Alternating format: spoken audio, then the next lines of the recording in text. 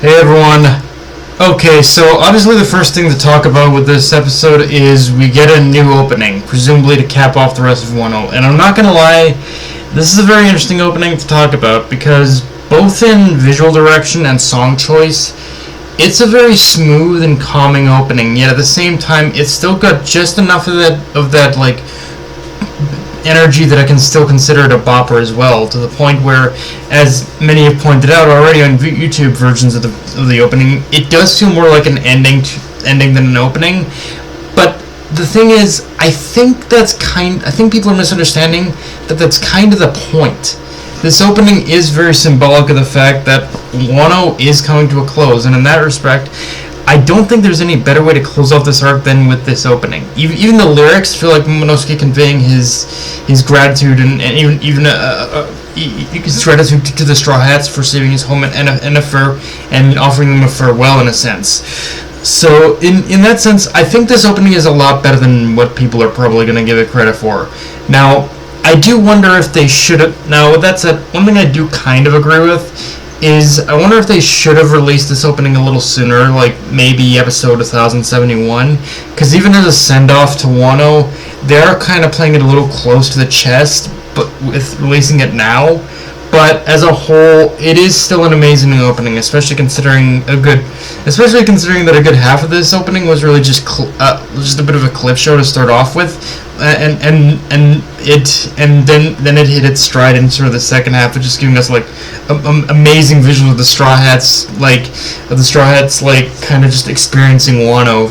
It's just kind of a very very, honestly, as a whole, this ending is very euphoric. Like I kind of just can't help but kind of smile at this opening. It's just that good, in my opinion.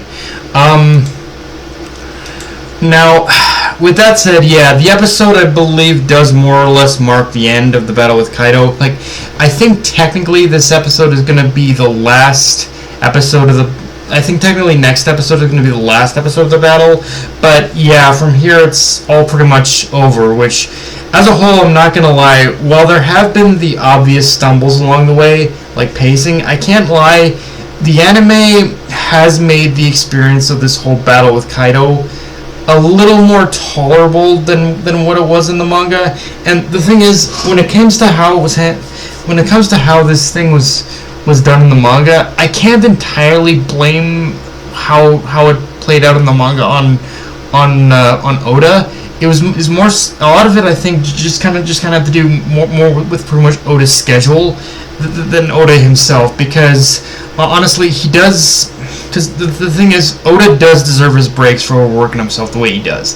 I think the greater increase in breaks the manga had during this point in the story, it did make reading it in the manga a little aggravating at times, just from how it did feel like things were kind of slowing down more, whereas for better or worse, the barely changing weekly schedule of the anime just does make it smoother experience overall, even though I'm sure the animator's fingers were probably bleeding from the workload. And yeah, I'm not gonna lie, for as many times as we may have seen that flashback between Momonosuke and Toki, I do admit it did hit a little extra hard this episode, because it's all been building to this moment, the time where Momonosuke finally puts everything he has into saving his home and stopping Kaido's plan. Although I do admit, one problem I had with the manga that translated here as well is that just from Luffy saying he trusts Momo, you can tell what's going to happen from here. Which is that Momonosuke is finally going to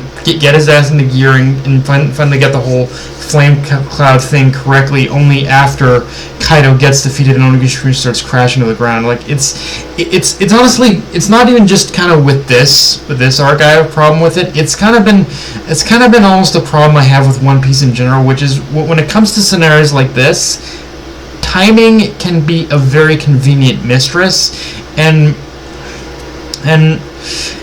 it's only now that Momo, I guess, is going to be able to fully master the flame clouds in this moment. Like, again, I do admit it's the one problem I do have with One Piece is that the timing of it, it's not so much that it happens, but the timing of it just always feels very convenient. Like, you're only doing this now, and you couldn't have done it like from so long ago.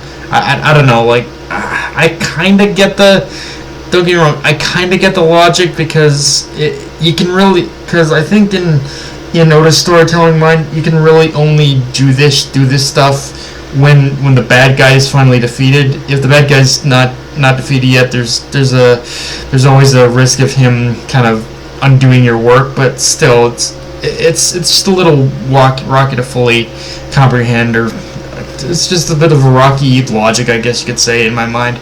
And yeah, just like Luffy and Kaido, just like how Luffy and Kaido were throwing everything they had at each other in this episode, the animators threw everything they had into this episode, because seriously, the way, just the way they animate those lightning shots effects alone made me more pumped than any other aspect of the fight itself. Like, it was like that particular part of the episode is the part where the animator sat down and said, how can we get the most creative leeway out of using the lightning, out of how Luffy uses lightning in this battle. And it's like, and they just threw any idea they could think of with what to do with lightning. And yeah, with that said, I really got a chuckle. I weirdly got a chuckle out of Hyogoro's do or die speech to the other samurai about whether they'd prefer Onigashima to drop, leading to their deaths, or to survive and be slaves. And they were like, "Straw Hat, drop this out into the sea, kill us all." It's like, it's one of those moments where it is a very hyped and it is a very emotionally high moment, but it's also one of those things that makes you realize the samurai are just as insane as most pirates, and I kind of love it, but I kind of love every minute of it. It's like, yeah, these guys are insane, but you can't blame them either. I also, they've been living as slaves for how many decades? I also really like how the anime handled the blending of the hopes and wishes of the people at the festival, with Luffy being incapacitated for that brief moment before getting back up to deliver that final gigantic blow to Kaido. It's one of those super cheesy moments, but it worked because of the outcome of this battle really does determine the fate of Wano, and it's people. And I feel the way the moment was handled here, while a little front-loaded, really reinforced just how important it was that Luffy win this fight, and with so many hoping for that brighter future, but only ever able to be stuck in the past, as Hyogoro said. But yeah, guys, that's pretty much all I got for this review. If you enjoyed the video, like, comment, subscribe. I'm on Twitter, Analyst Crunchyroll, push the notification bell, the subscribe button, and just share the video around, guys. Dark Knight MMA, signing off. Later, everyone.